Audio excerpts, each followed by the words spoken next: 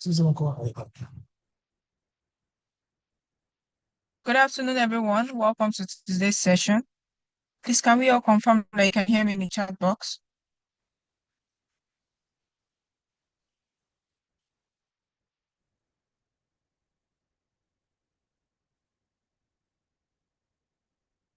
Please, can I get confirmation in the chat box that you cannot hear me?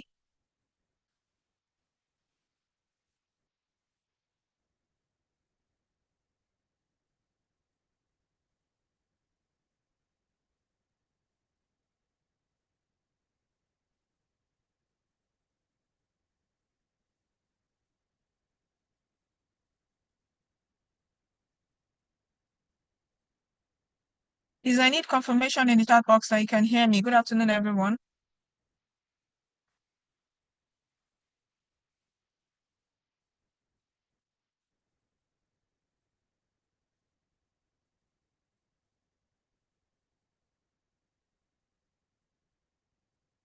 Thank you so much for the confirmation. So, good afternoon, everyone. Welcome to today's session. Today, we'll be having our legal advisory session.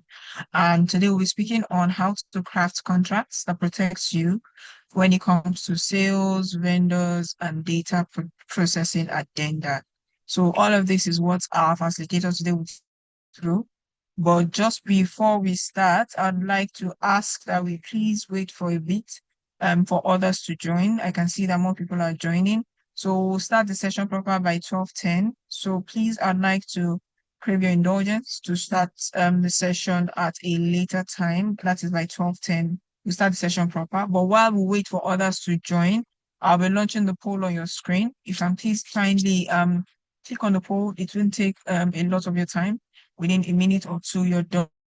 So please kindly fill the poll and while we wait for others to join. We'll be starting by 12:10. Thank you, everyone.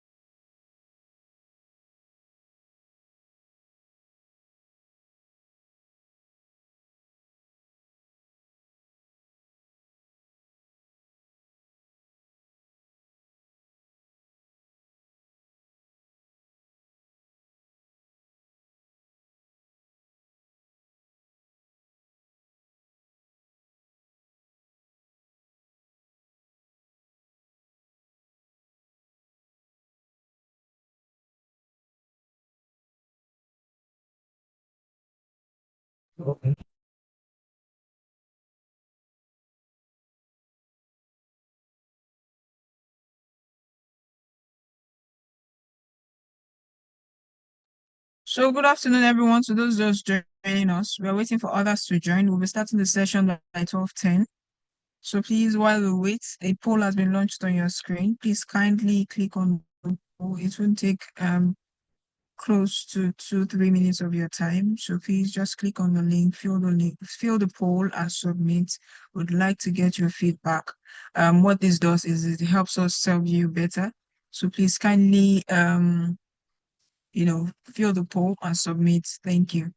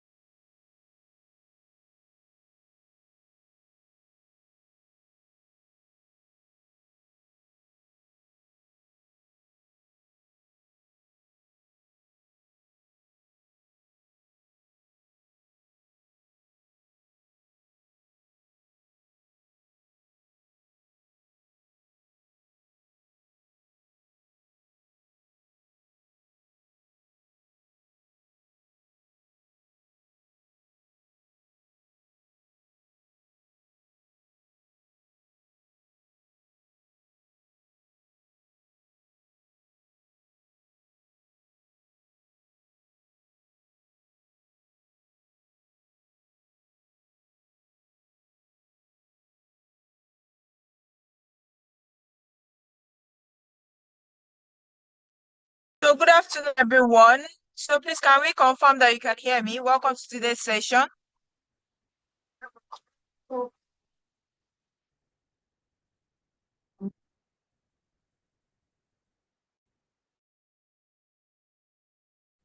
Please can we hear me?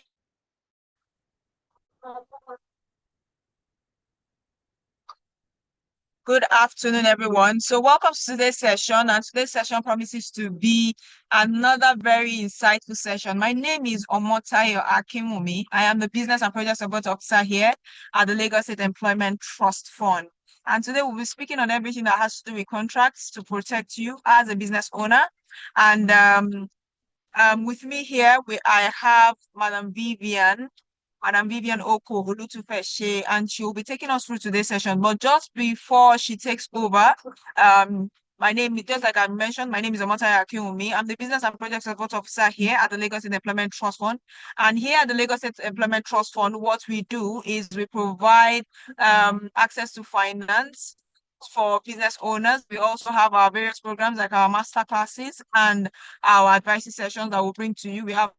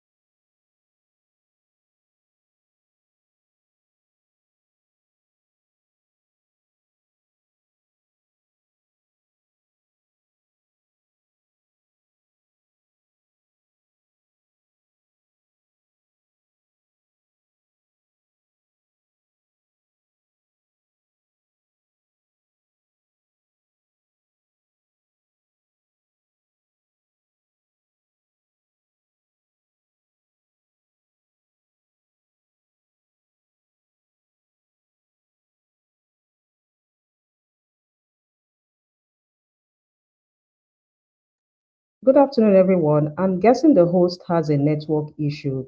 Kindly give her some time to rectify it. Thank you. I hope you can hear me, and I'm hoping this is not from my end. Thank you. Please confirm in the chat if you can hear me. Okay, fantastic. Thank you. Please give our host some time to rectify the network issues. Thank you.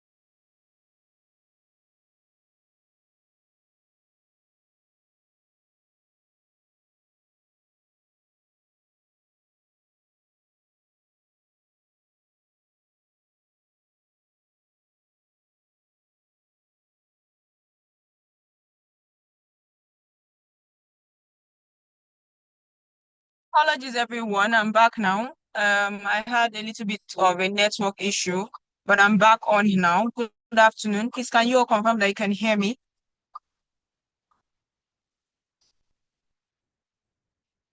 Please, can I get confirmation in the chat box that you can all hear me? Then, so that I can continue. Thank you so much, everyone, for waiting. Apologies for that. Thank you for your confirmation. So, like I was saying, this is the Lagos State Employment Trust Fund, and we were brought into being by the Lagos State Employment Trust Fund law. And one of the things that we aim to do is to help reduce unemployment in Lagos State. And we do that through our various programs, which is first off with our flagship program, which is the loan program, where we give access to finance to business owners in Lagos State. And we have them in three different loan categories, which is the micro enterprise startup, which is the MES, the micro enterprise, which is ME, and the SME, which is small and medium scale enterprise. So if you would like to have access to our loans, you can walk into any of the local government close to you. We are in all local government, all 20 local governments in Lagos State. Walk into any one of them. Our officers will be on ground to attend to you and to help you with application, with applying for our loan program. We operate a single digit loan interest, which is 9%. And you know, if you're going to be applying under the micro enterprise startup and the micro enterprise, you'll be paying back within a year. If you're going to be applying under the SME, you'll be paying back within 18 to 24 months. So these are the various loan programs that we have on offer. We have also our free business registration, which falls under the business and project support unit, where I am an officer at. We also have our access to market programs, such as the one that we are having currently at Unilag.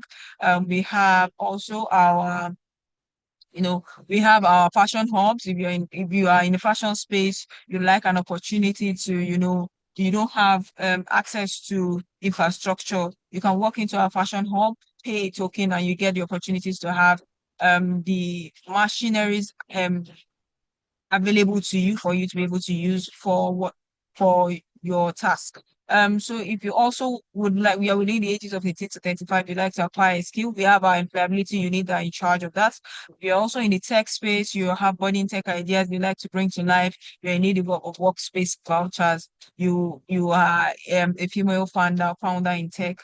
We have our Lagos Innovate team are available to assist you with that. So please follow us on all our social media platforms. We are Lagos State Employment Trust Fund on Instagram. We are on X. We are on Instagram. We're on X. We're on LinkedIn. We're on Facebook. Follow us on all of the social media platforms. Do not just follow us. Turn on your post notification now. I always say turn on your post notification because one of the things that the post notification will do for you is to help you, one of the things the post notification will do for you is to, help you know when we post opportunities that are offered at LSTF so that you do not miss out on any of the opportunities that we have on offer at LSTF. So here we are brought to our session today, a legal counsel who is Madam Vivian Nkem Oko Olutufeshe, and she has garnered experience designing, implementing corporate governance, legal risk, and compliance solutions across diverse sectors. Currently, she's serving as the head of legal services at EAN Aviation Limited. She's passionate about bridging the gap between legal frameworks, operational systems, and strategy to support sustainable growth and resilience. She is also expanding her expertise in infrastructure, project development, and financing. Please can we welcome Madam Vivian as she takes us through today's session. Thank you. Madam Vivian, please you can go ahead, ma'am.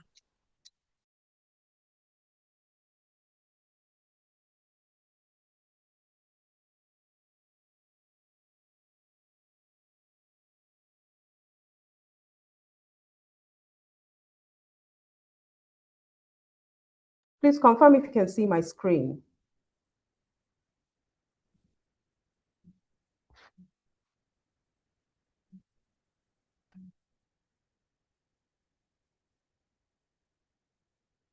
Fantastic. Thank you very much and good afternoon, everyone.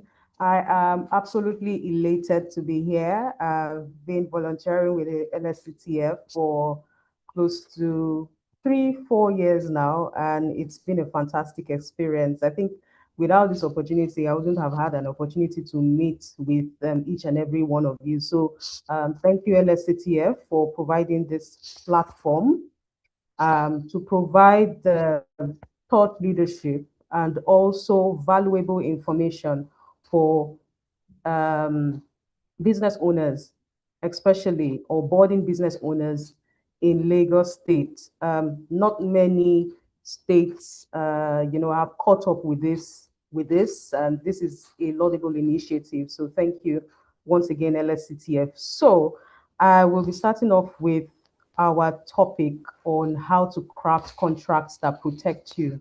Of course, as business owners, there is no day that goes by without us striking one form of commercial arrangement or the other. So whether you are a micro, small business, whether you are a small business, medium-sized business, large business, you're a foreign company coming into Nigeria to do business, um, you always have one form of transaction or the other, day in, day out. As a matter of fact, the core of business is to make profit. And in making profit, you're striking deals either from the buy side or from the sell side. And in doing that, you're interacting with statutory provisions and regulations. You are signing on social contracts with the community that you engage with, whether you are relating with your customers or you are relating with the host communities, right? Now, when we embark on that trajectory, the question that you should ask yourself is, am I protected? So this 2-hour masterclass is going to be in 3 parts. So we'll be looking at sales contracts on the one hand, vendor agreements in the other hand, and then we'll be looking at the data protection addenda or agreements. Now, so to say, now this is a requirement under the Nigerian Data Protection Act. Please feel free to stop me if I am moving too fast. At the end of this session, we will be taking question and answers as well. Yeah, so this is just a bit about me. I put this roadmap here just to show you that at every point in time, I have made mistakes and I've gathered experience in those from making such mistakes from each of these junctions where I found myself in. So I'm hoping that this session is going to be not just a practical one, but of course, you're going to be taking learnings, right, from my activity within the corporate commercial space in negotiating contracts, in relation to contracts, and in dealing with third party or counterparties. And I do hope that you'll be able to glean 1 or 2 experiences from this and close out any gaps that you may have as business owners. So I would move on to my next slide. Now, I just want to touch base with you on your contract ecosystem. This is going to be a rhetorical question, but feel free to raise your hands or use the chat, to put your thoughts in there, and then we can also take that as we move on. So I would like to ask you is, have you had any form of disputes arising from contracts, or have you had any deal that had went wrong in the last 2 years or in the past year when doing your business? These issues would most likely have arisen from an array of issues as I've identified here. So sometimes you find that when you enter into commercial arrangements with people, you have vague scopes, right? There are no clear specifications or specification on quality or acceptance criteria. That in itself can create an issue in your contract process, and that can make your contract process fail. Sometimes you enter into contracts and your liability is open-ended. You don't cap it. You don't control it, right? So your contract risk is also open-ended. That can also create an avenue for your contract to fail. You also have some instances where you have weak exit rights. Weak exit rights, meaning that you probably don't even have a contract in place that has defined the termination clause. So what yardstick do you apply when you intend to terminate, or when the other party is not performing as they should perform, right? Or they don't meet your commercial expectations, what yardstick do you use to terminate? So sometimes within contractual arrangements, you have weak exit rights. Another issue that I've seen, right, businesses have over the years for contract failure is no payment protection. So you find entrepreneurs struggling between maintaining cash flow and meeting contractual obligations. So my question is, what sort of arrangements do you have to help to manage your revenues, your inflows, and your outflow? All right. These issues can create a contract failure as well. Now, you don't have any data protection clause within your or arrangement or agreement within your contractual agreement. That is also an issue as well that can create contract failure. Or you have the wrong governing law or no governing law at all. So imagine having to deal with in cross-border agreements. So the question you should ask yourself is, what governing laws are you adopting in the event that the contract goes south and they are issued? Which jurisdiction would apply in interpreting the relationship that parties have entered into? This is just an array, few out of many, that give rise to contract failure. So we'll be looking at them in more detail. So our session today is going to cover one, why contracts fail. Number two, we'll be looking at sales contracts. We'll be looking at 8 essential clauses that every sales contract must have. We'll also be looking at your vendor agreements, your SLAs, your IPs. What are the expectations and what do you need to put in them to protect you? We'll also be considering some critical touch points within the NDPA, that is the Nigerian Data Protection Act 2023, and also the guidelines that have followed through and the key points that business owners must adopt within their commercial framework. We'll also be evaluating the principles of lawful basis in data protection, because that is very key in your day-to-day activity as a business owner. We'll be looking at your consumers' rights. So you are dealing with consumers. You're in the business to make profit. How do you make profits? You're dealing with people, you are selling. Now, the people who benefit or get value for your business, what are the rights that they have? We'll also be looking at red flags and checklists that you must be empowered with. And I'm hoping that you will take away those checklists and use that to evaluate the sort of commercial arrangements you would have. We'll also be evaluating real life business scenarios, and then we'll be taking questions. So first basic slide. I'm sure from inception of your business, you had entered either of these sorts of contracts. So basically, there are two main types of contracts. So you have written and you have oral contracts. The gold standard really in contracting is having a written contract. In this contract, every material term is defined and it is signed. All right.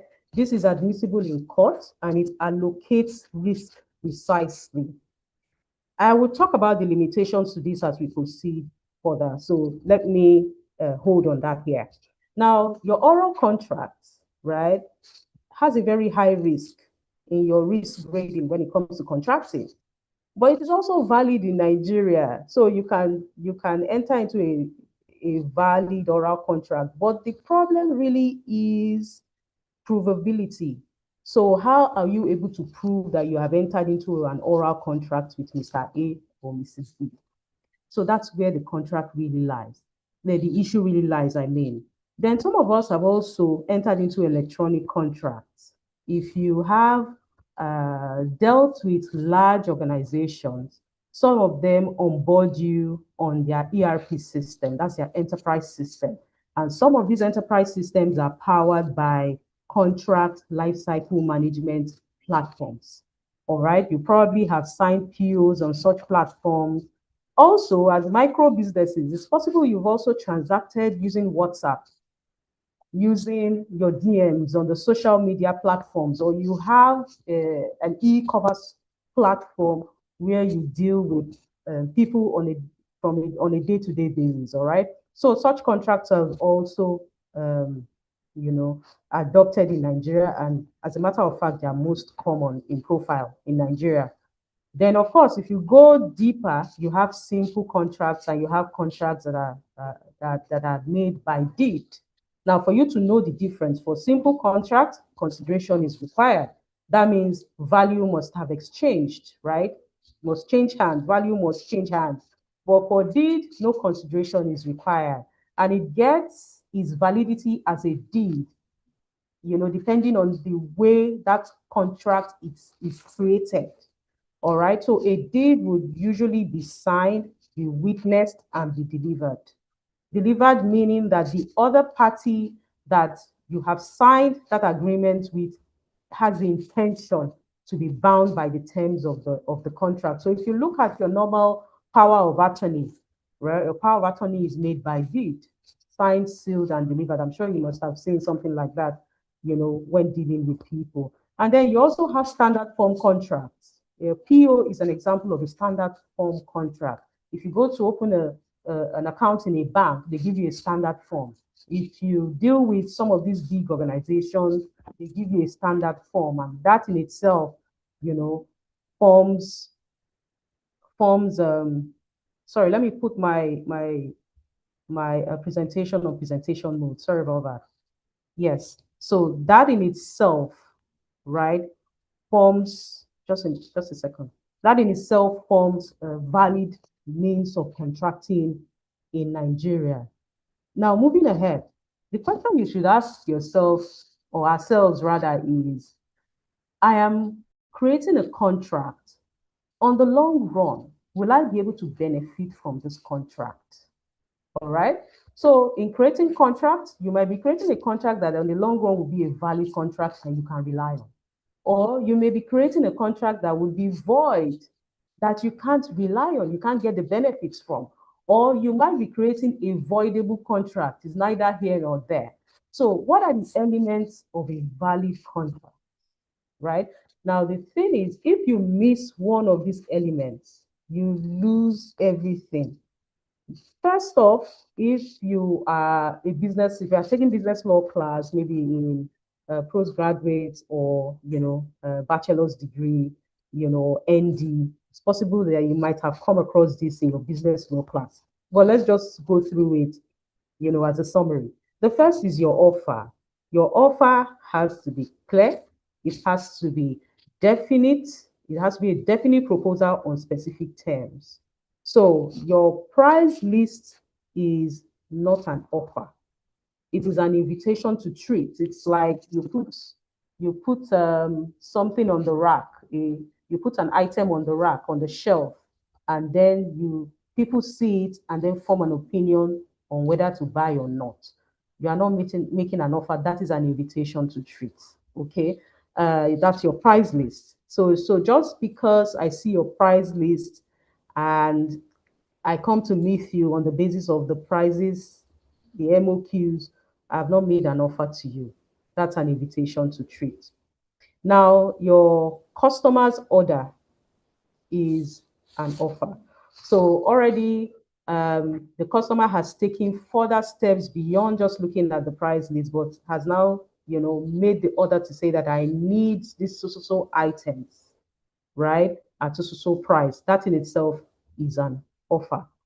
The second one, to create second element of a valid contract, is an acceptance. An acceptance is an unconditional agreement to all.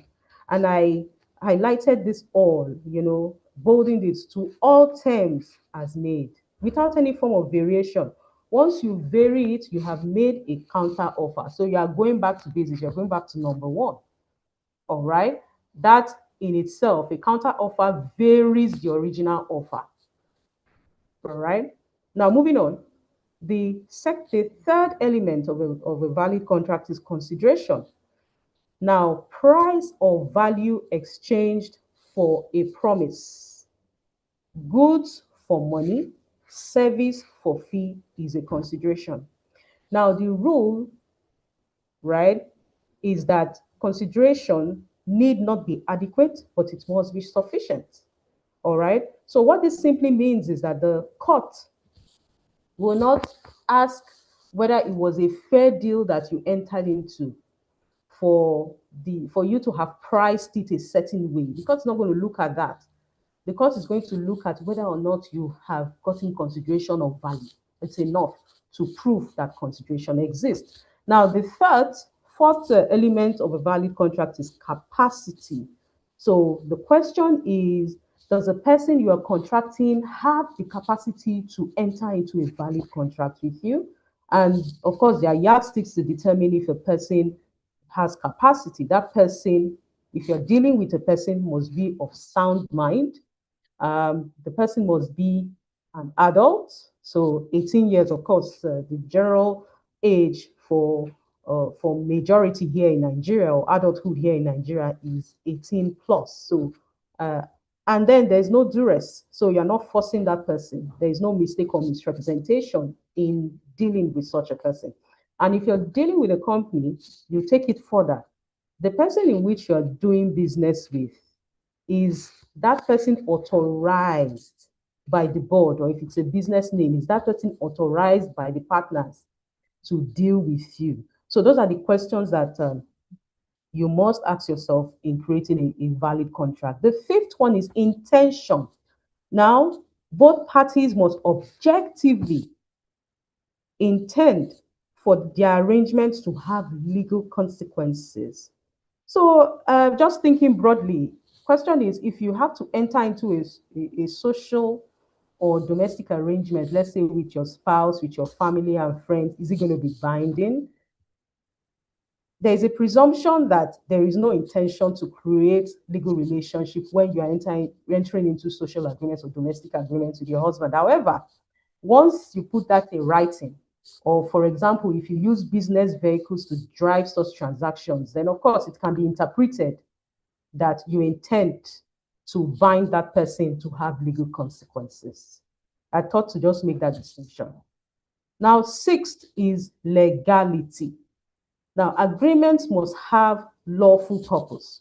Any contract formed to, one, commit a crime, commit fraud, and create statutory violation, or defraud the state of revenue, for example, is automatically void ab initio, right? And the implication of that is that that contract is not enforceable, it's unenforceable, and you would have no cause of action, and you will not be able to seek redress.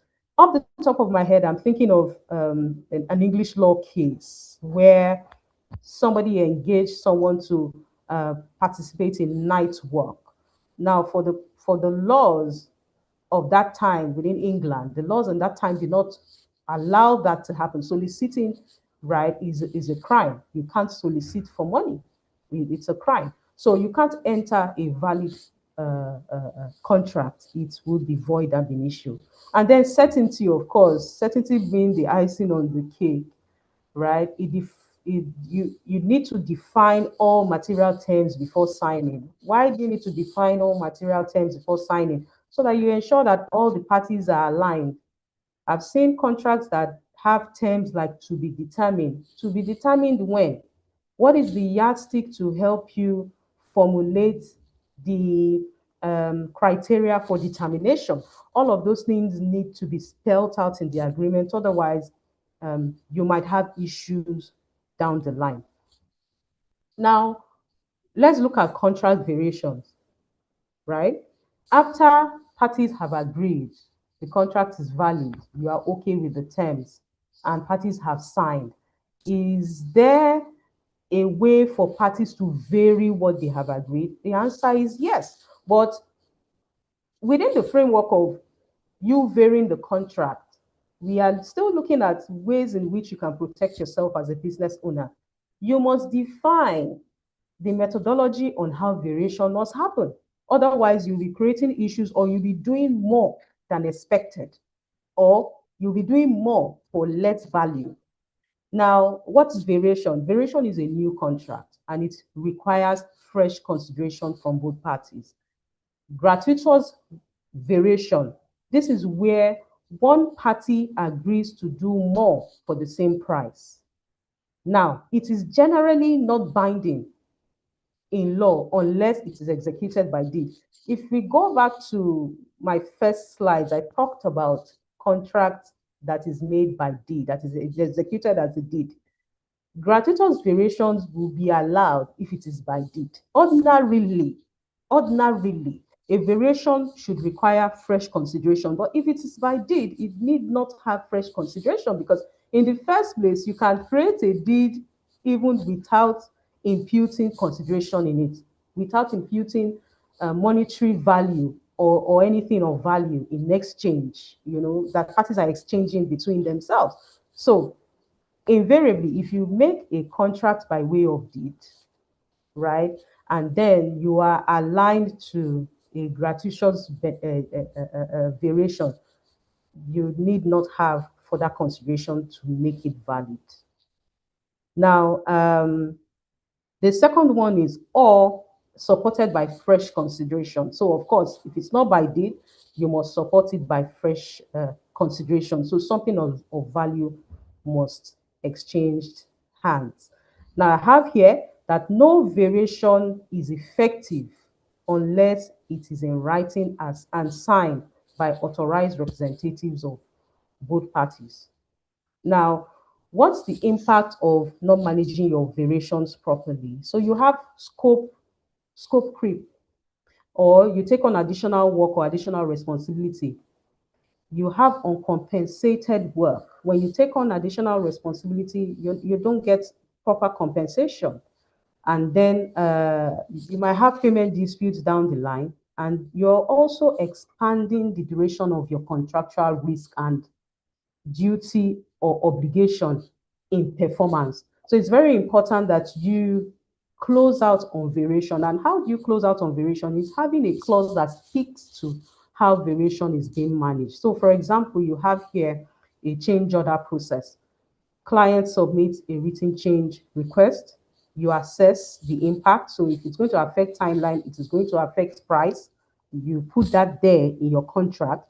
You issue a written variation order with revised terms, and then client signs and the work commences. So you're safely positioned when you capture your variations in writing, and then the methodology in which variations are undertaken is also expressed properly within your contractual framework. Moving ahead, you'll be surprised to know that there's some statutes that speak to contracting or expectation in contracting or impact contracting. One of them is the Sales of Goods Act, 1893. Now, this is a received English law and it's still applicable at the federal level, all right?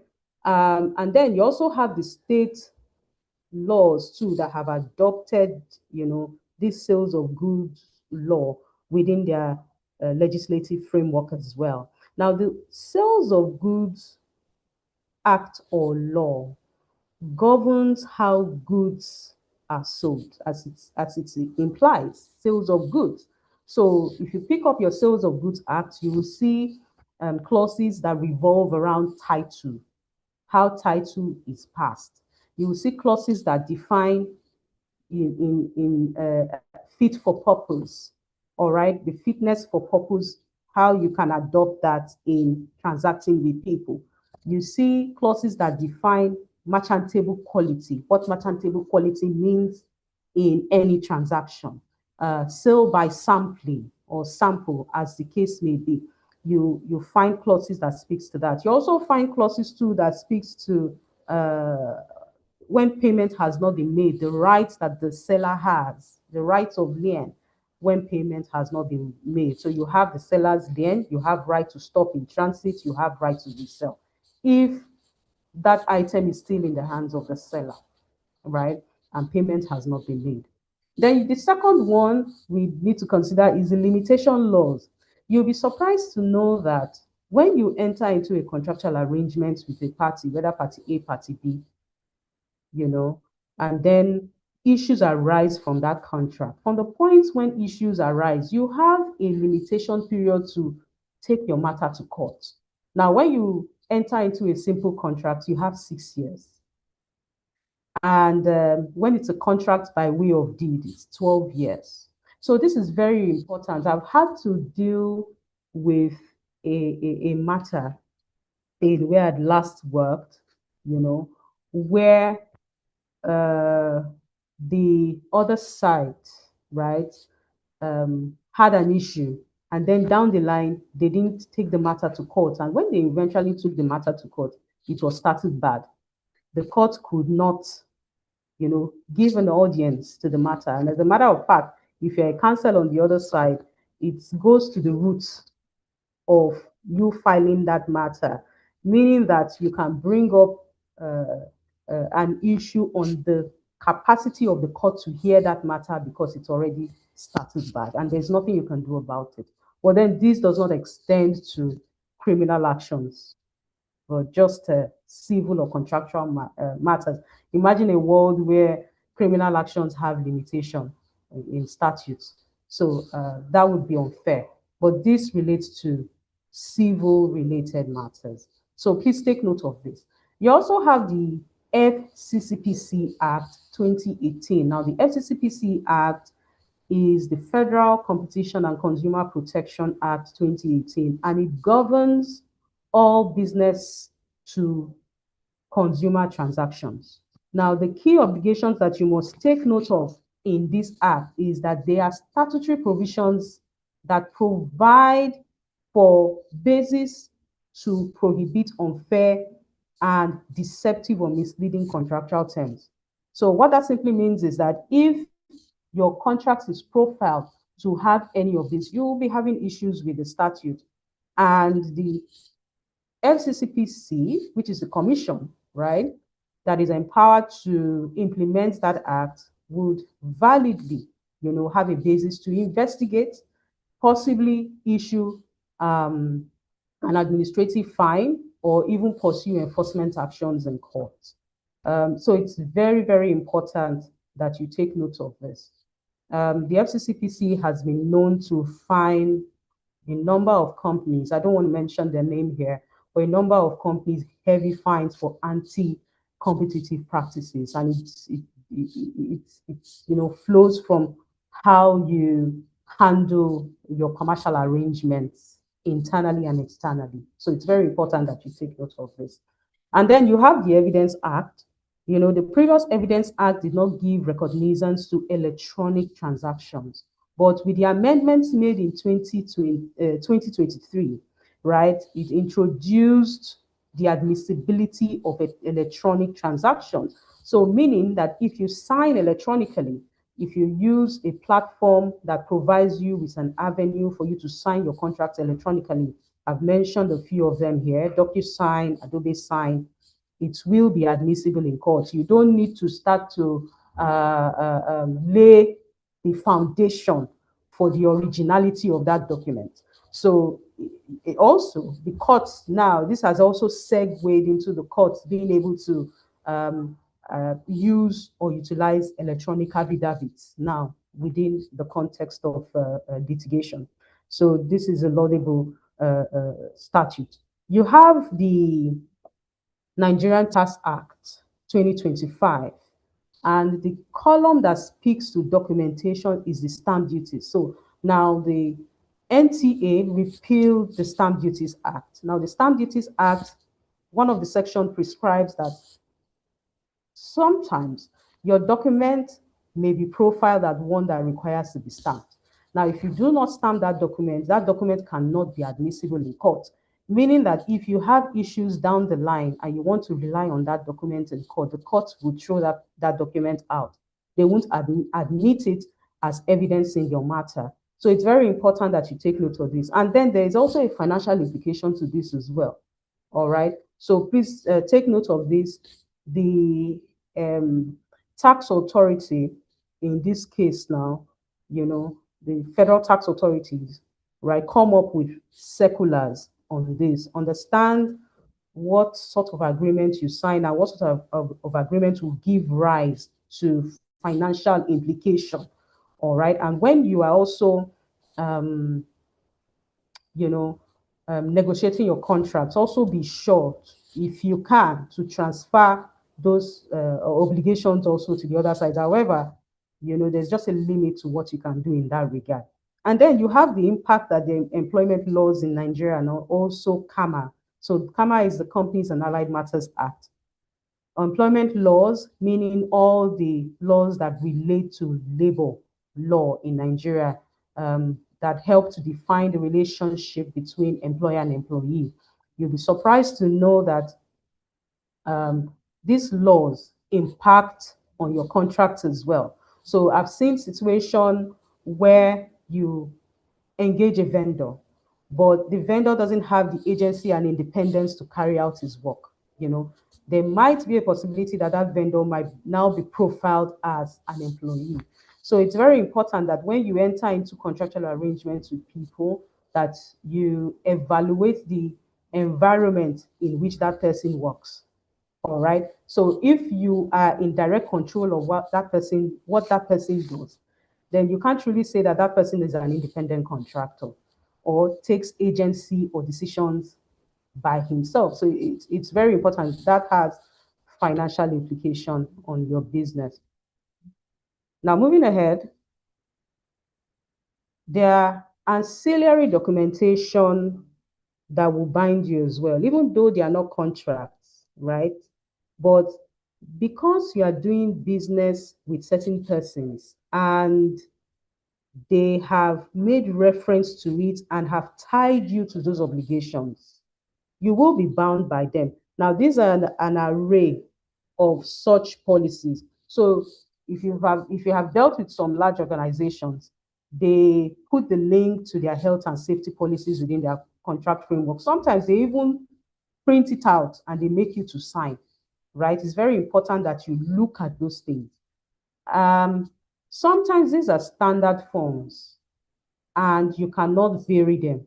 So all you can do in this instance is to evaluate the risk exposure for your business and ensure that from day to day you are touching base on it.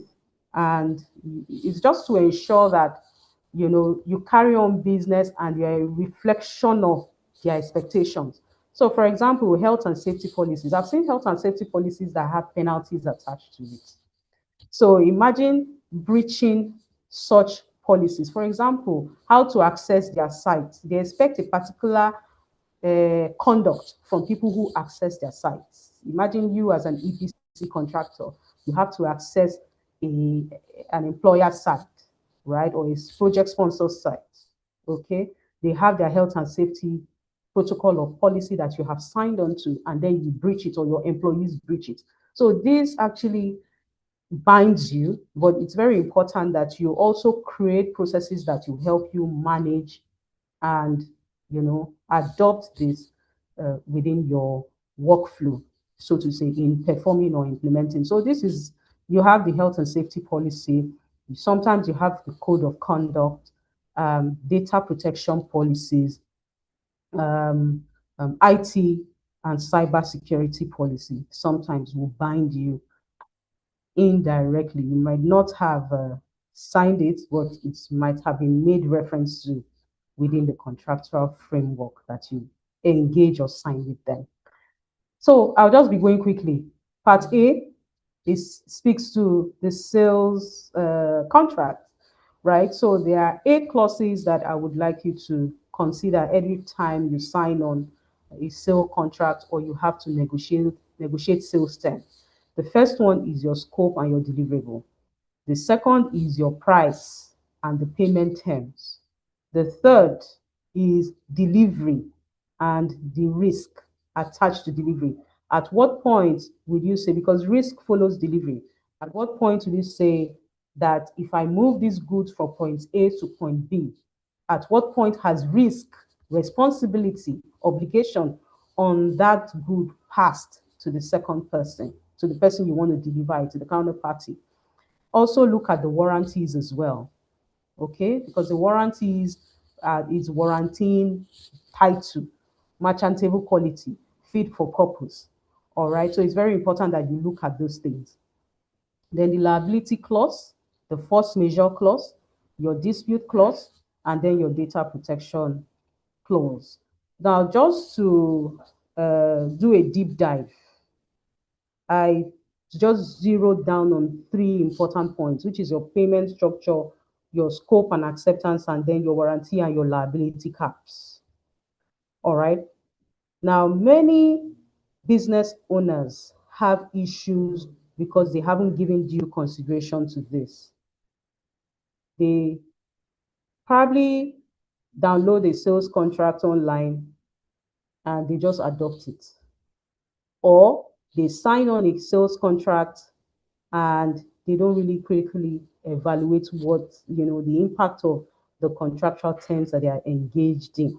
So it's very important that you look through this. So let's go through this. You have the payment structure.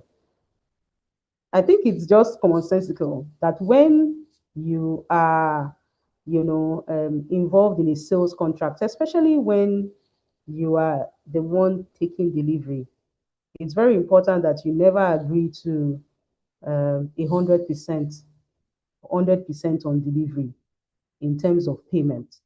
If you're the one selling, of course, when you are the one selling, even when you're the one selling too, sometimes you can actually get value, and then when you deliver, when you deliver, right, you get the balance of what you are delivering. So this is where milestones are important. You can use milestones to help you manage your financial exposure when contracting, when engaging in your sales contract. And sometimes I've realized that, things happen along the way. So how are you able to come to a compromise on the other party when in those instances, it may not have been your fault? So this is why it's very important for you to vary um, your milestones and payments so that you are not on the losing end when such happens. Also, late payment clauses. You can have, I won't call these penalties, right? Because this is this is not acceptable under the law because it might look, if it's profiled as being a penalty, then it speaks to the intention of having a contractual arrangement. But then if you can prove, right, from the consequences of that loss, that you will be making a loss in a percentage or to an amount, then of course you can have that embedded within your contractual arrangement for late payment. I've seen situations where for you to be able to perform or meet a particular service, provide a particular service, you have to take a loan from the bank. Now, who bears that cost? All right, especially when the payment cycle has been exceeded and then payment is not made from the other side after you have sold or after you have delivered the service. So it's very important that you take note of this and implement as well. Also, the currency as well. So CBN has directives, policies, circulars on, one of them is domiciliation of dollarization of commercial transaction. So prohibition of dollarization of commercial transactions. So you can't have a contract that is denominated in foreign currency. There has to be a basis of exchange. So you need to take note of this so that you are not entering into a void or voidable contract from the beginning. Moving on to the scope, you need to define the scope, right? And it's very important. I see lots of people defining scope within the main contract itself. It's very important that you take the scope outside the main contract and attach it as a schedule, because the main contract itself might not change with time, but the scope might change, might vary. So it's very important that you have, that embedded. And then you have some technical details. It might be expanded. It makes the contract not look good, when you have your scope embedded within the main contract. So it's always best you take it outside and attach them to the contract. Your acceptance criteria, also very key. And then your variation clause, how change order is going to be made. And then you have your warranties and your liability cap. I see a lot of business owners signing on contracts, and this liability cap is not considered when they are signing on contract.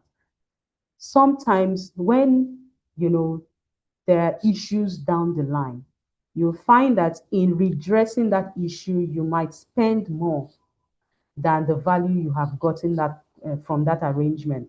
So this liability cap helps you to manage that your exposure, your financial exposure, so that you don't do beyond, even if you have to redress, you redress, right? You don't do beyond the value that you have gotten. So these are the tricks, right, that you can use in contracting. Now this is a scenario, okay? And let's take this scenario and then we'll answer this question. Now, Chidi supplies industrial generators to SMEs across Lagos. He won a 8.5 million contract to supply 3 generators to a private school in Lekki. They exchanged WhatsApp messages, agreed on specifications, and a 50% deposit. Chidi delivered, but the school rejected the generators, claiming they were not what was agreed.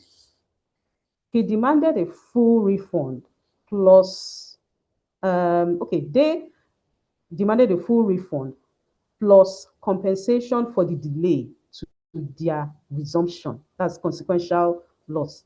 Now, there was no written contract. Chidi has been paid 4.25 million, right? Sorry, Chidi has been paid 4.25 million and cannot recover the balance. That's out of the 8.5 million, cannot recover the balance um, or return the generator. Question: do WhatsApp messages form a binding contract? I would say yes, right? Possibly, if the elements of contract exist. We've talked about that, okay? And of course, without a written schedule of specification, Chidi cannot prove exactly what was contracted. If you also look at the Evidence Act allows for electronic for you to adopt electronic transactions because it's an evidence. Your WhatsApp message is an evidence. But then looking at the flip side, it's always best that you sit in having your contract documented so you do not have issues. But it's stricto sensitive. You should answer this question. Do the WhatsApp messages form a binding contract? It is yes. Second question, what clauses would have protected Chidi? Right? One is the technical specification agreed by both parties. Number two, acceptance criteria. So, for example, 7 days inspection window for you to deem acceptance. If acceptance is not given to you at the point when you deliver those items. Number three, risk transfer. At what point does risk transfer to the other party? All right, that would have helped to define the relationship that Chile has with the counterparty. The liability cap, they are asking for, you know, consequential loss. So if they have to compute that consequential loss and truly they're able to, prove it, the extent in which Chidi, would be obligated to that school would be more than the value of contract they have paid. Don't forget, they just paid him part of it. And then the dispute resolution venue as well, and the method in which you want to resolve the dispute. Let me move on. You can always go back to the presentation and look through this. Now, the part B of this presentation has to do with vendor contract. So you're looking at your SLAs, you're looking at your IP and confidentiality obligations, you'll be looking at your termination rights or early exit rights, and then indemnity and insurance as well. just to do a deep dive. Now, there are clauses that give you control or recourse and the ability to exit when the vendor performs. Now, in your SLA, right, it's very important that your SLAs are measurable. So you impute terms or specifications within your SLA that would help you evaluate performance. It's very, very important. So, for example, there are a wide array of SLAs. You have service level agreements. You have um, um, master service agreements. All right.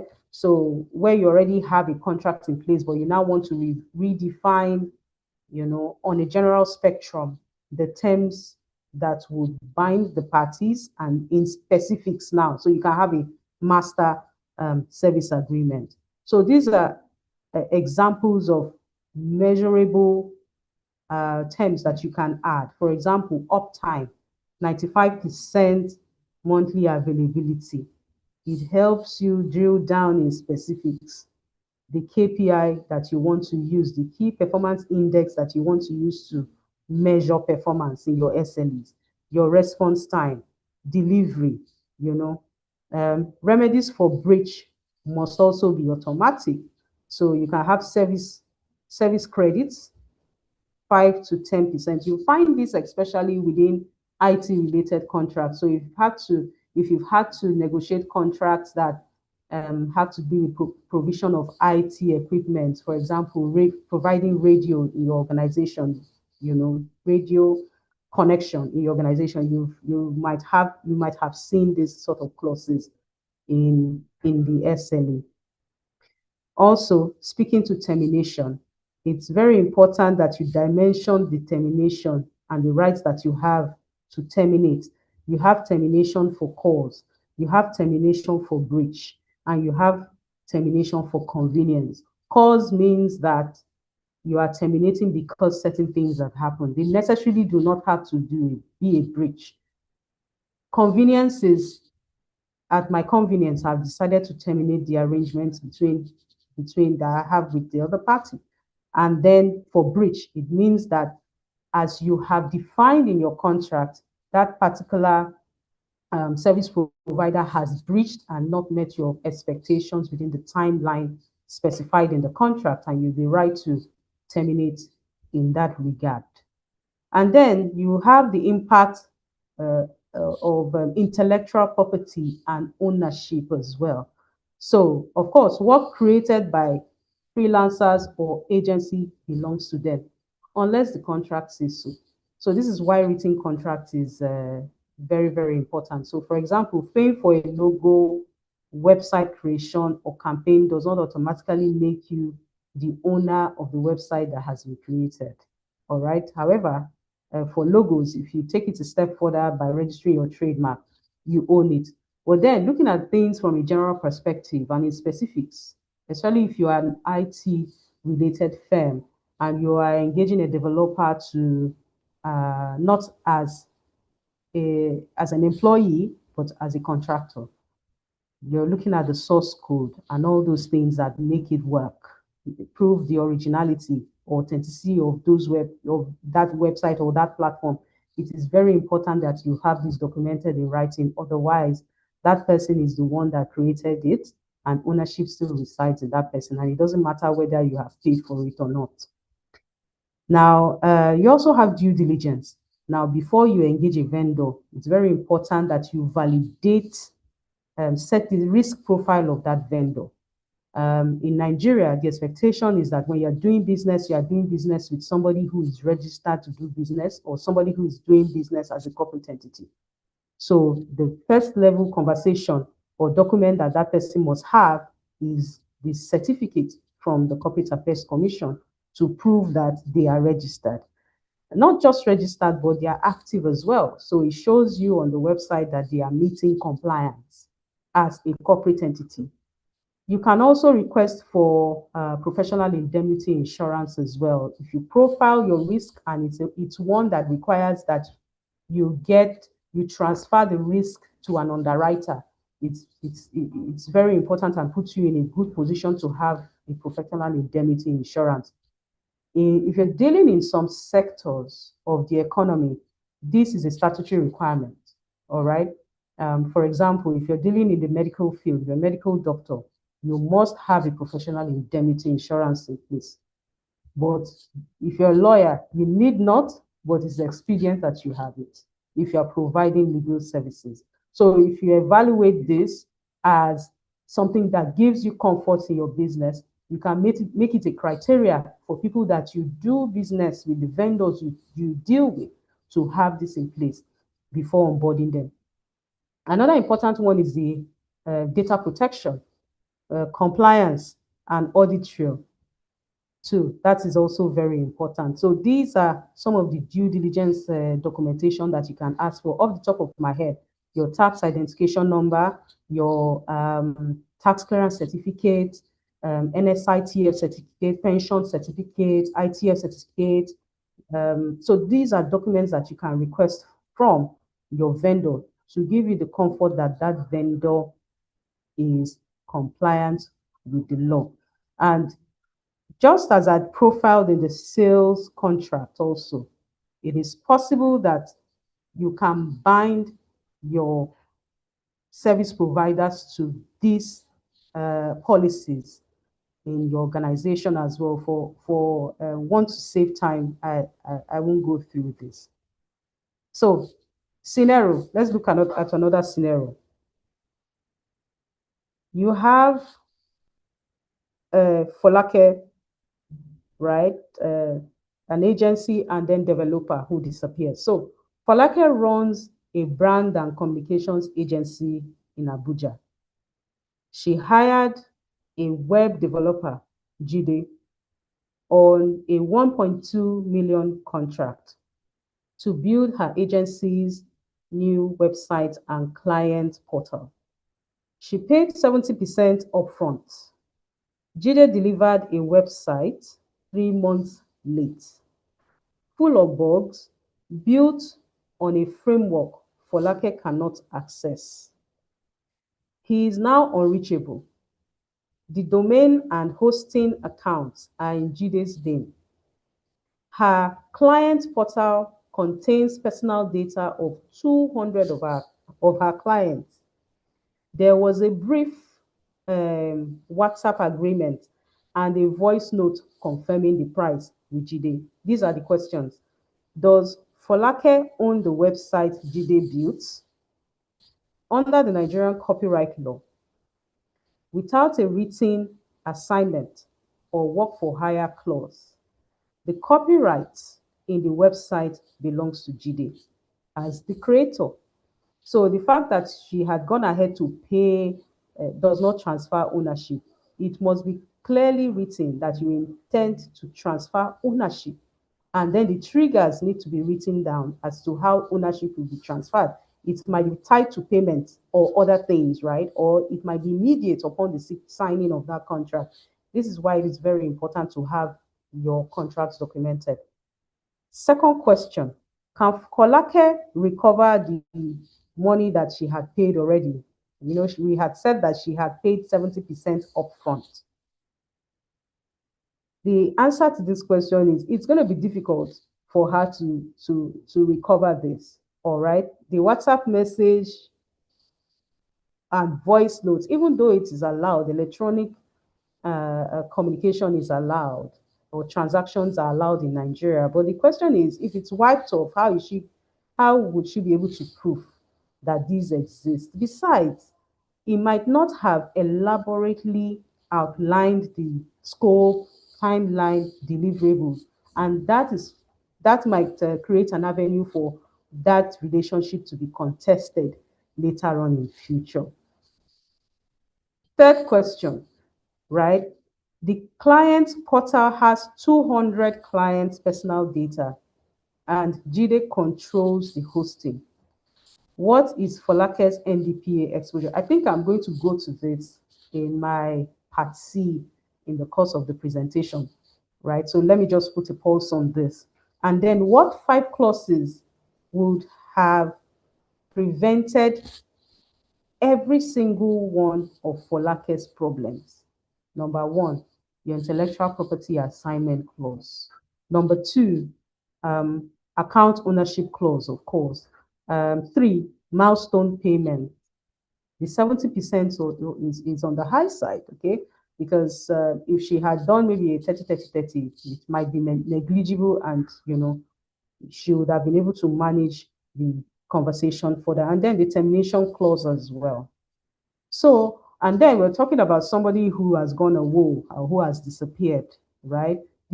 From the back end, does she have access, to the work, to the source code? So these are the issues, and it's very important to have these conversations. Now, contract red flag, and I think that it's important that we take note of this and can form a critical point for us to either walk away or renegotiate when we are discussing this. Unilateral amendments. If you have a contract where the other party can change the terms without your consent, this has to be negotiated. Best efforts only. I've had to review contracts that allow for best efforts. It's a vague term. What do you mean by best efforts? Reasonable effort. The parameters have to be defined, it must be specific, and it must be measurable. We've seen another contract that is a red flag, another term or clause in a contract that's a red flag is agreeing to foreign laws. And sometimes arbitration, especially when you are a small business owner. If you're a small business owner, you honestly, and then the value of your contract is, not so much. You honestly don't have a business with arbitration. You can explore other means of resolving your disputes. You can explore negotiation. You can explore mediation as the final full stop in exploring your disputes. And mediation has, over time, been seen to yield, better results than either of these processes. And, if push comes to shove, you can do litigation. But, it's very important that you read through your documentation so that you ensure that you are not signing a contract where the governing law is in Luxembourg or something, and you are here in Nigeria. That's a big issue if you do that. Another contract red flag is auto renewal without notice. So it's very important that you take note of this. I talked about unlimited liability, so no limitation cap. It's important that you take note of this. And then no NDPA clause or agreement, which we will talk about in the next part. And then you have perpetual or irrevocable rights. This is related to your IP rights. Okay, so it's very important that you do not agree to irrevocable rights. Sometimes when you create these works, okay, especially if you are the one providing this service, there are derivative rights that you can have as somebody who has created the work. Because we are speaking on a larger spectrum now, I might not be able to give an example that cuts across, but then if you're working within the music industry, for example, okay, it's very important that you keep some of these rights so that when that work that you have submitted or provided is repurposed against the originality, against your original work, you can derive some benefits from it. And then you have waiver of data subject rights. When you see such clauses, you need to renegotiate them or you walk away. Now, moving on to part C of this presentation is on data protection. And I think I'm going to start on this note, right? So the NDPA is the Nigerian Data Protection Act. Question is, does it apply to my business? Now, section 2 of the NDPA says that it applies to a controller and processor, right? If they are domiciled, resident, or operating in Nigeria, or B, processing of personal data occurs within Nigeria. Or C, personal data, right, of a person in Nigeria is processed even from abroad. From definition of a data controller is one, who decides why and how personal data is collected and used. So as a retailer, as an employer, as a business with a website form, as a business with a social media page, you use that platform to collect data, you are a data controller. Who is a data processor? You process data on behalf of another entity and on behalf of another entity's instruction. So a data processor takes instructions from you as a data controller. For example, you engage vendors or suppliers, and then you give them part of the documentation you provide to them are profiled as personal data. Then they are also bound by the NDPA, that's the Nigerian Data Protection Act. For example, recruitment companies, email marketing agencies, cloud service companies like AWS and the likes, delivery companies, dispatch companies are data processors. Then you now have DCPMI. Now, DCPMI is data controller processor, just a second, data controller processor of major importance. So those are the people who deal with high volumes of data, have been profiled by the NDPA as organizations that deal with high volume of data. So you have the likes of the bank, the telcos, the hospitals, large e-commerce websites, and government agencies. These are very key or core obligations I need all of us to take note of as a business owner. If you are dealing with personal data, these core obligations, these are 6 core obligations you must abide by.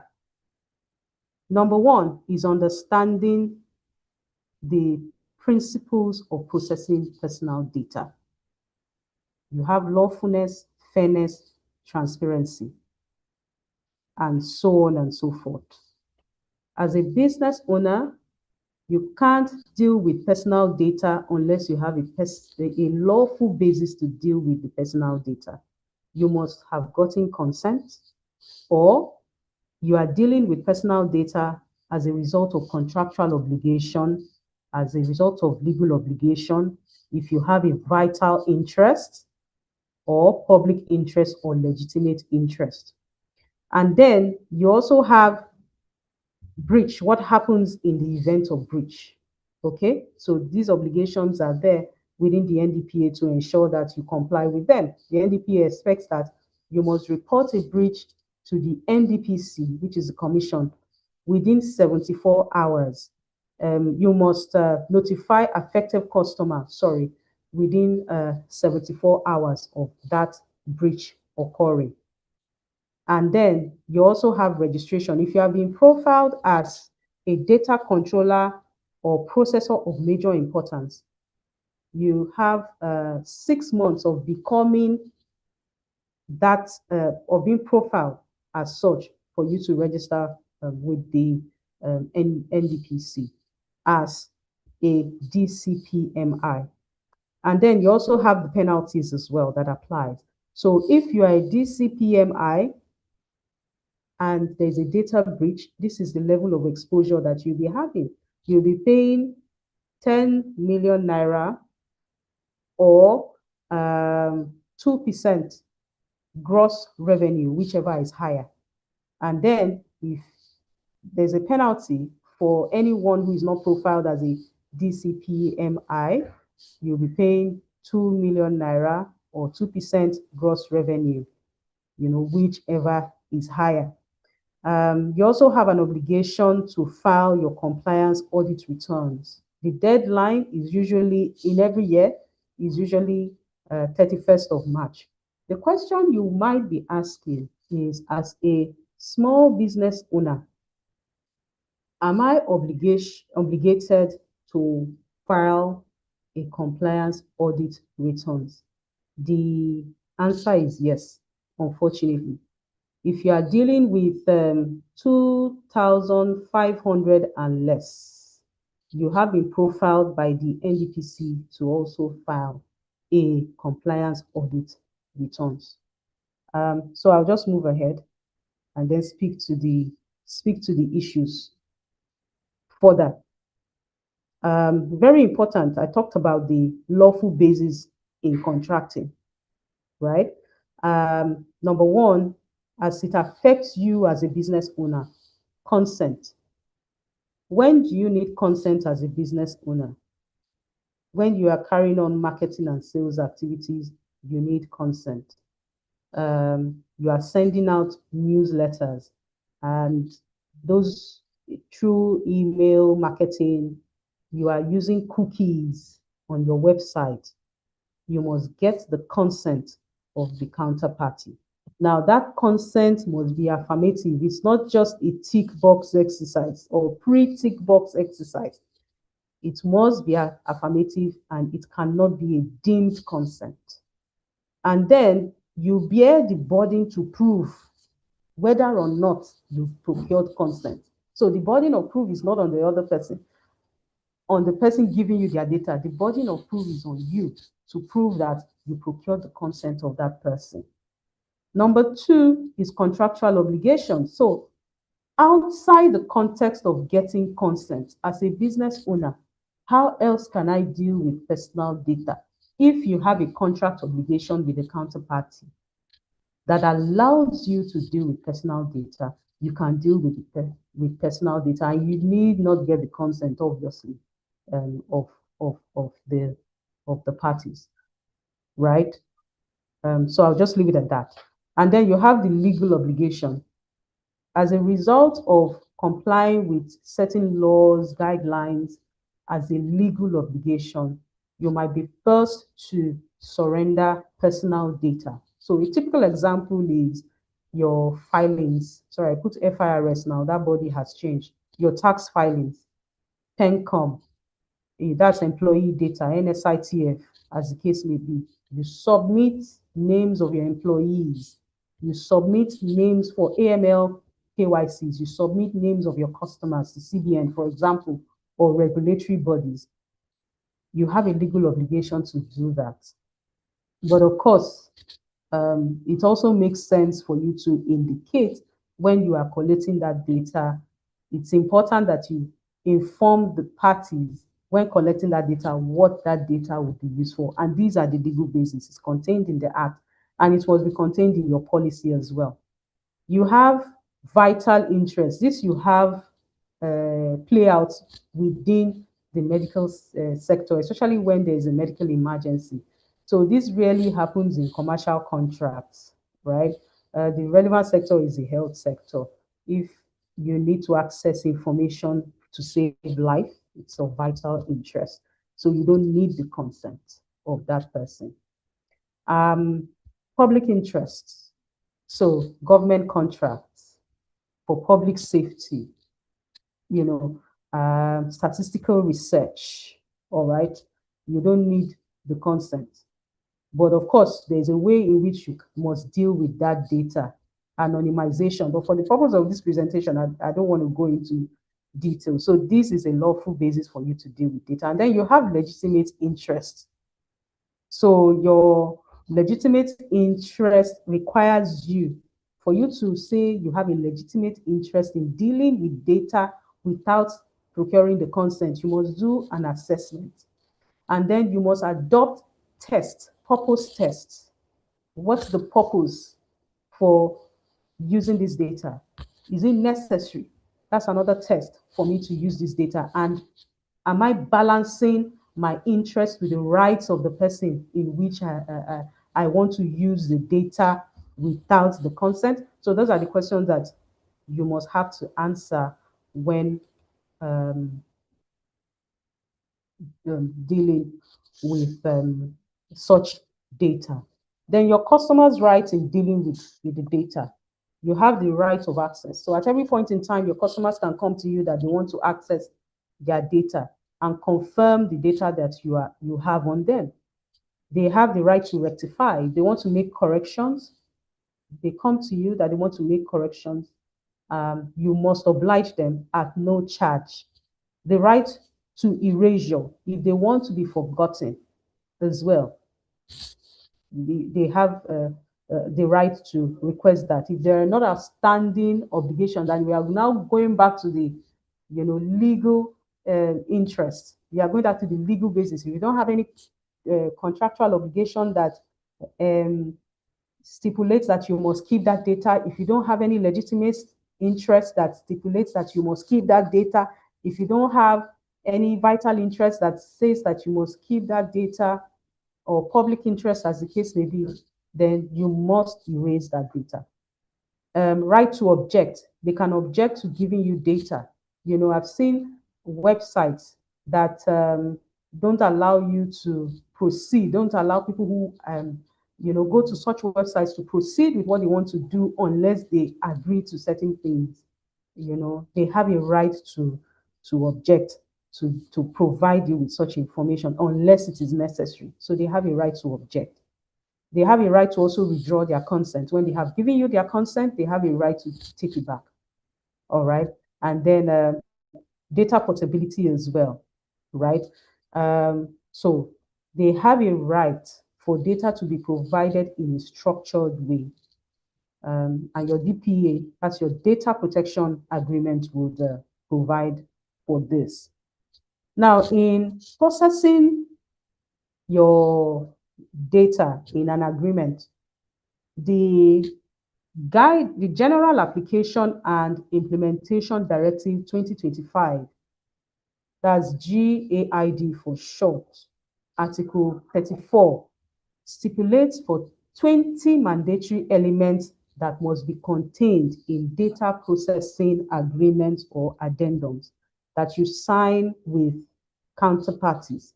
Number one thing that we should consider is that it is mandatory for you to have data protection clauses in your agreement, or you have a standalone data processing agreement when you are providing personal data to counterparties. Now, the GAID provides for 20 mandatory elements that you must embed in that addenda or in that agreement. You have them here. You have the address, the name and the address of the parties, the recital referencing the principal, and then the SLA agreement or whatever foundational agreements that the parties have agreed to, the purpose of data processing, location of processing, right? And if there is a cross-border movement of data, it must be stated there, right? The scope of processing activities must also be stated.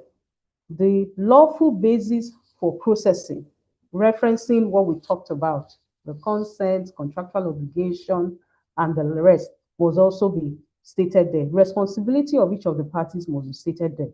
The technical and operational measures, that is the measures that the organization is going to take to manage that data, must be stated there.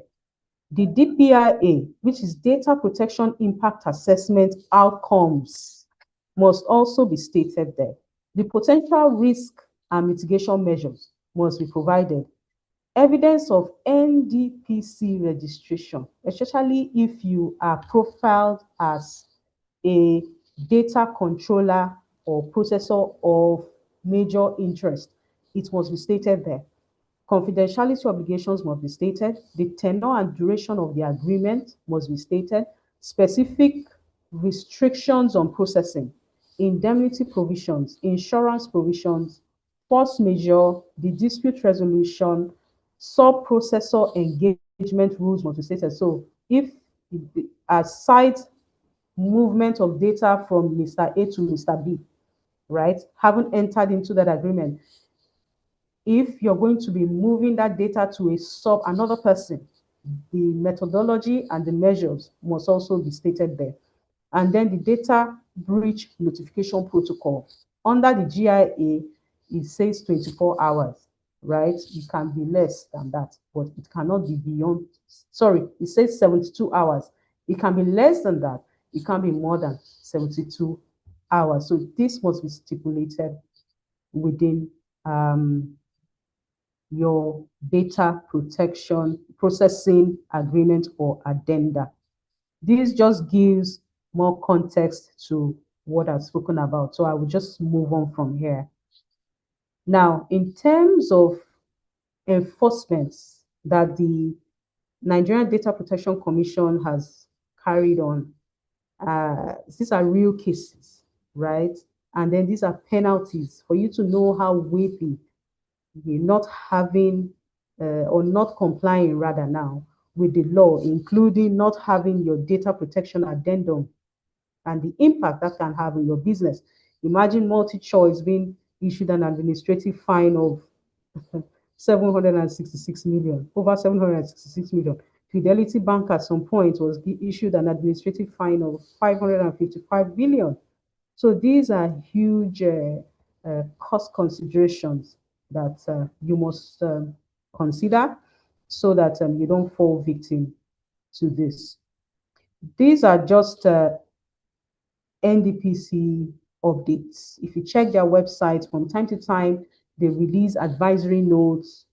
So this also can also help you. So do well to also follow up on the advisory notes, published from time to time on their website or on their social media platforms. This is another one too.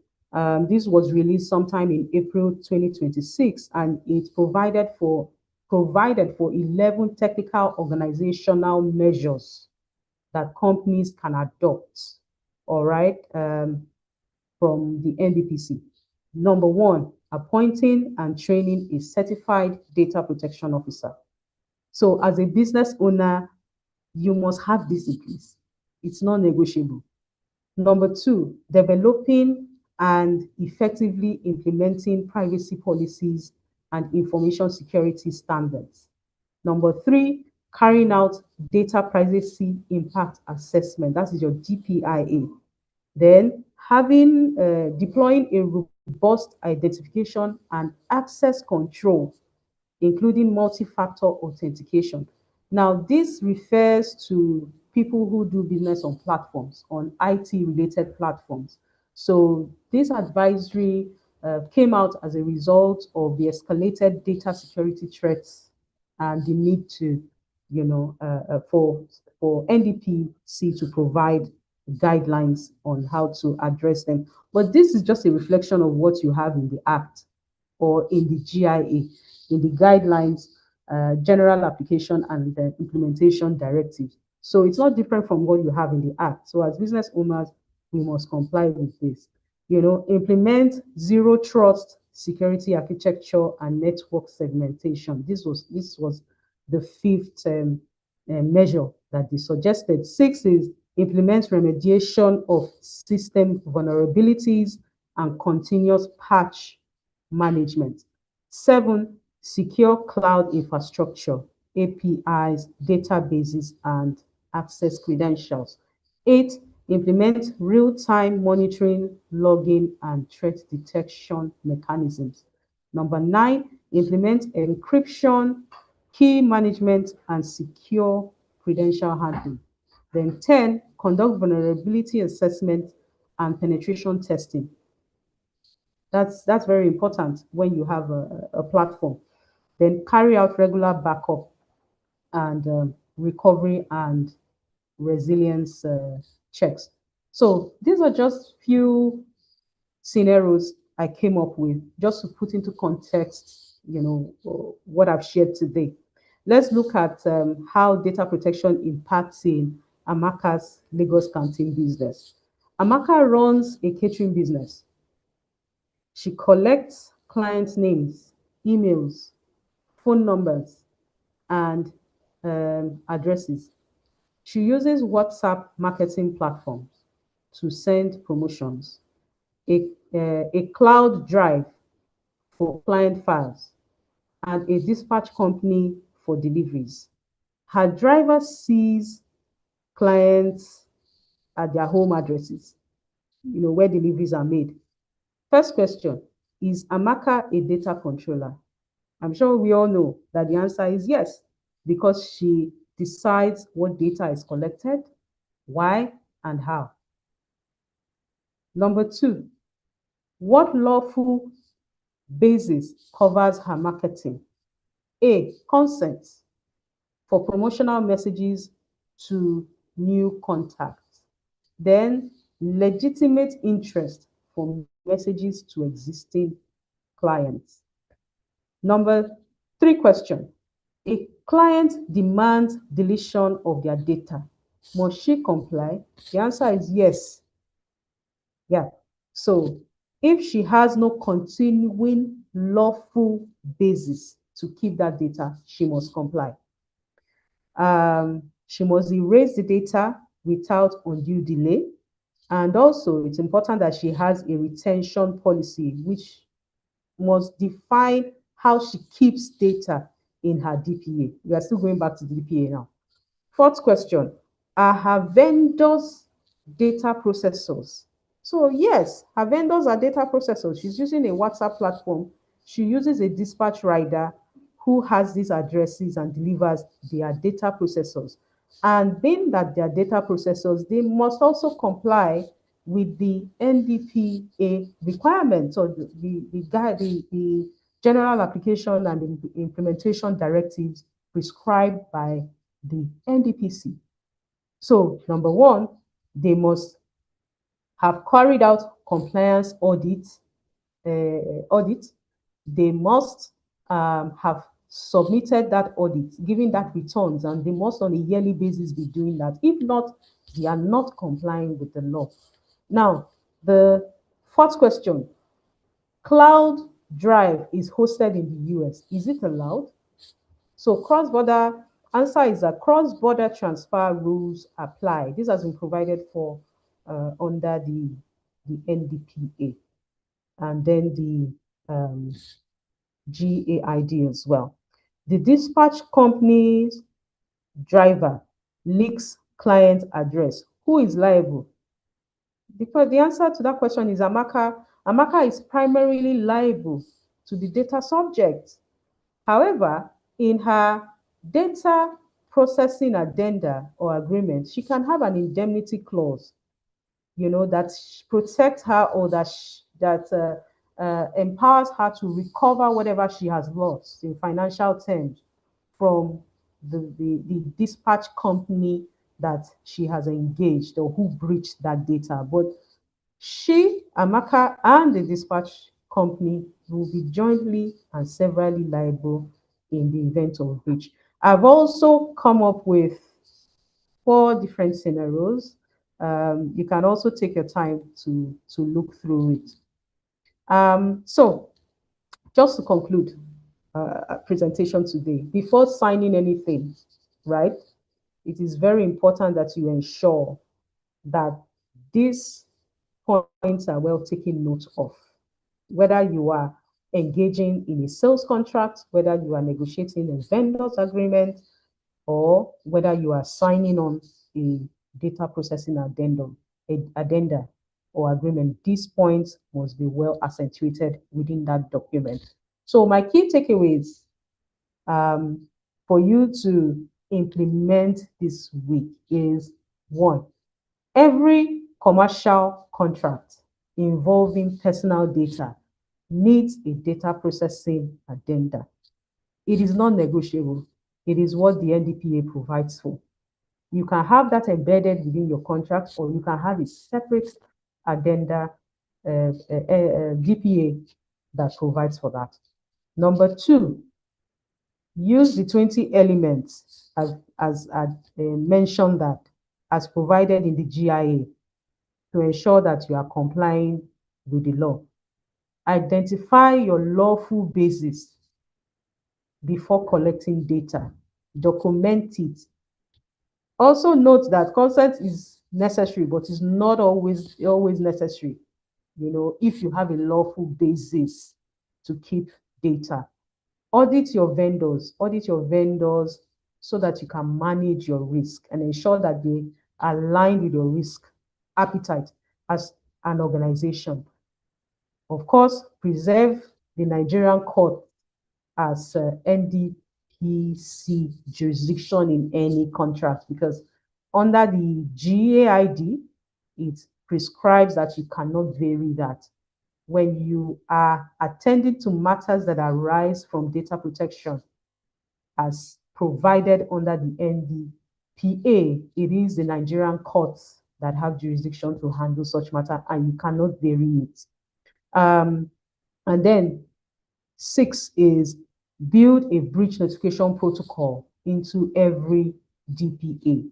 Who notifies who, within what time frame, with what context. So on that note, I will be ending my presentation, and I look forward to taking questions from you. Thank you very much.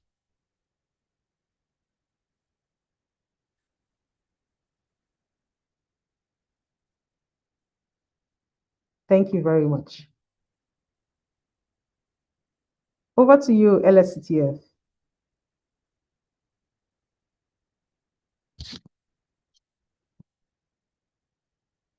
Okay, thank you so much, Madam Vivian. I don't know if we have questions. So for those that have questions, there is a Q&A box. You can drop your questions there, and I will read them out so that Madam Vivian can answer your questions. So you can please drop your questions in the Q&A box.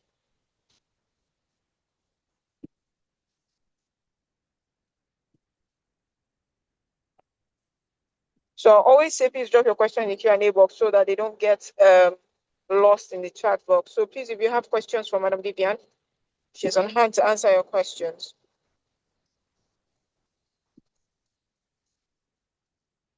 Yes, for those that are asking, the soft copy will be made available to you.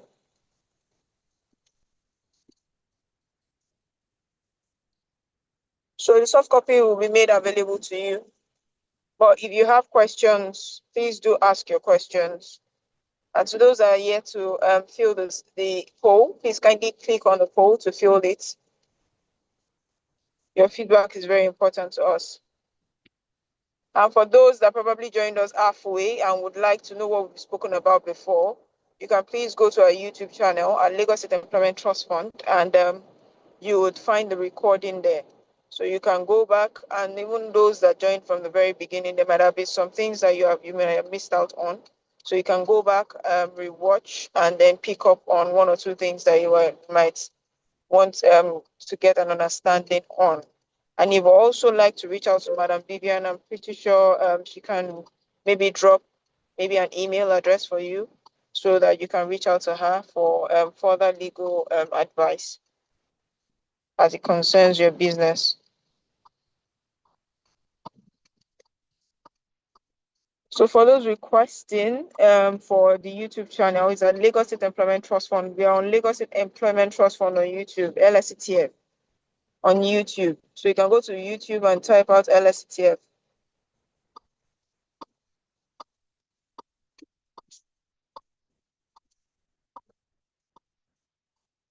So it seems, Madam Vivian, it seems there's no questions.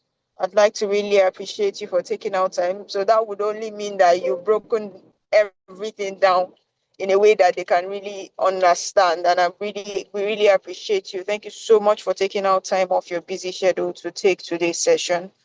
We really appreciate you. And we look forward to having you at future sessions like this. We know that our attendees will be very excited to have you come again to come and take us on another session under our legal advice session. We really thank you so much, and we look forward to having you at our next session. And thank you so much, everyone. My name once again is Omotayo Akinwumi, the Business and Project Support Officer here at Lagos State Employment Trust Fund. Madam Vivian has dropped our email address in the chat box and our LinkedIn profile. So you can please reach out to her on either of those two, and she would be on hand to attend to you.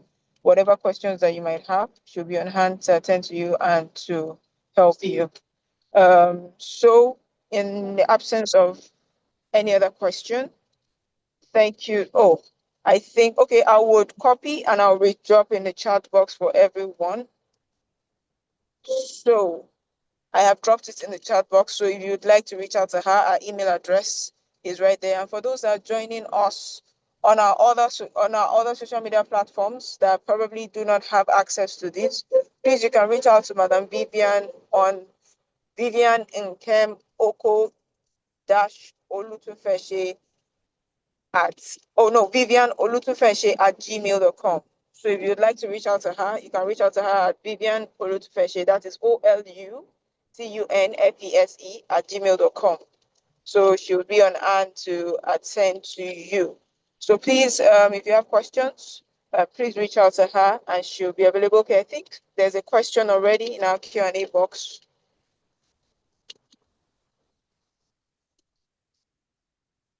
If you would like the recording to this session, please go to our YouTube channel.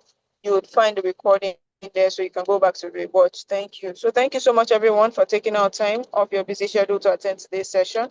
We'll be having a masterclass today on everything that has to do with cybersecurity and how it concerns your business. So please, you can join us for tomorrow's session where we'll bring an expert that'll be speaking on that to us tomorrow.